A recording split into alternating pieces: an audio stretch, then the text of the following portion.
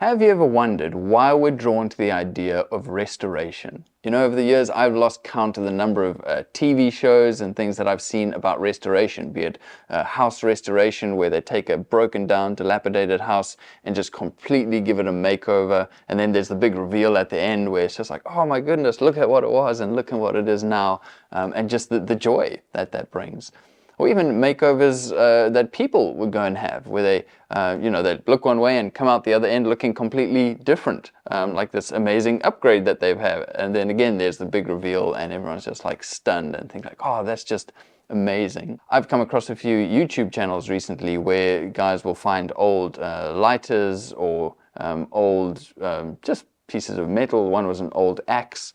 And they have these videos where they then show the process of restoration, cleaning it up, fixing it, engraving it, and then at the end again comparing what it was and comparing now what it is, restored to its beauty and also restored to its function. And I just resonate with that so much. I think it's absolutely beautiful and just brings such a sense of peace, really, in seeing these things restored to what they should be.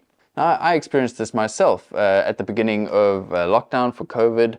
I had a bit of free time, and so I bought an old, broken down motorcycle and decided, I'm going to take this thing apart. I'm going to learn how it works, fix what's broken, and try and get it working the way that it should. And so I completely took this engine apart with some friends and redid it, fixed the chassis, got a new seat made, did new coloring on the motorcycle, and eventually got it working, got it restored to what it should be, that it could actually go out on the road. And comparing what it was in picture to what it had become by the end, again, just this amazing sense of achievement and also a sense of peace in seeing it work the way that it should, doing what it should do. Now, this is interesting to me because it's not a new phenomenon. This is something that we actually see happening in the opening book of the Bible, in Genesis and Genesis chapter 1. Well, that creation account is written against the backdrop of all these different creation stories of ancient Mesopotamia, ancient Egypt, where there was chaos, all this chaos and chaos and chaos.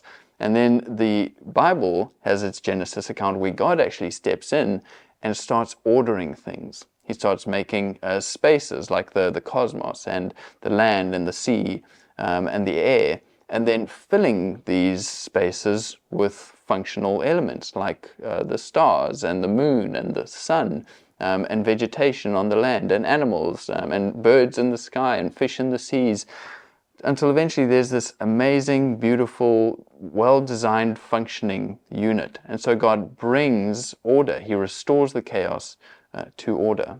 So what we have is this world that just functions in such an amazing designed way. And so when you double click and look a bit closer, what you find is that this planet was actually designed and fine-tuned to support life. And you look a bit closer on the cellular level and you find DNA with this amazing language that basically brings order and has amazing function to it.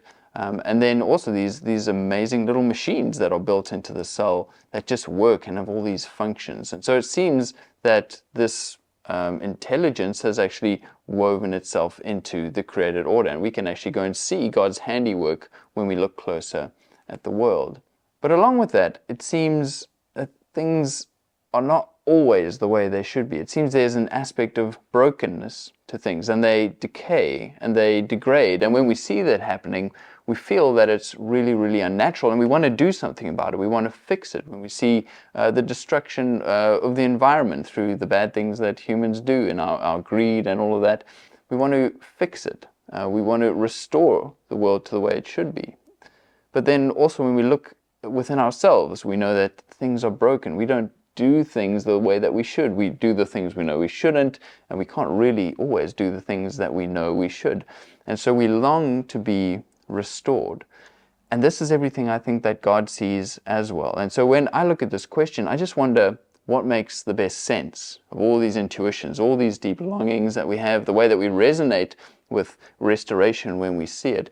And I think that's because, as the Bible tells us, we're actually made in the image of God. And so, being made in the image of God, we want to do those things. But also, God sees the way that the world is. And so the Christian story tells us that we're made in the image of God. That's why we resonate with these things. But also, God himself is on a long-term mission of restoring all things. The last book of the Bible, the book of Revelation, tells us that God is making all things new. And so there is hope for us, I think. The Christian story explains all the deep longings and passions that we have, but also gives us great hope for the future that God will restore all things.